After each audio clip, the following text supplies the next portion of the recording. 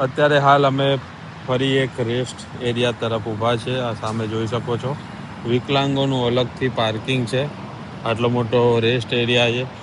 સામે તમે બેસીને ઘરેથી લાયા હોય જમવાનું કંઈથી લીધું હોય તો જમી શકો. એની સાથે સાથે સામે જો મોટા વ્હીકલ હોય, તમારી જોડે આરવી વેન હોય કે એવું કંઈ હોય તો તમારે ત્યાં સામે પાર્ક કરવાની છે. પાછળ ટ્રકનું પાર્કિંગ છે. આ બધા ટ્રક તમે જુઓ, બધા પાર્ક છે. એકદમ નીટ એન્ડ ક્લીન જે છે વોશરૂમની વ્યવસ્થા છે.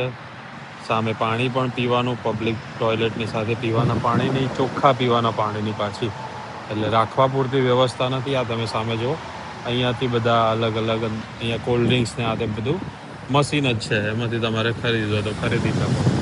અહીંયા રાષ્ટ્રધ્વજ લગાવ્યો છે દેશનો, અને બીજા કોઈ 2 ધ્વજ છે.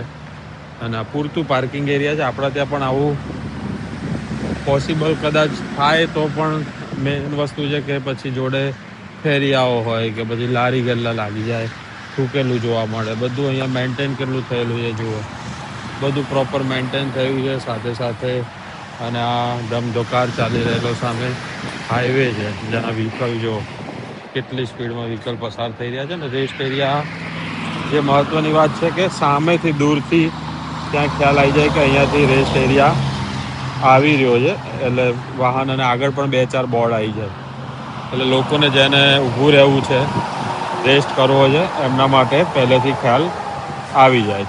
તમારું શું કહેવું છે કોમેન્ટ કરીને જરૂર જણાવો.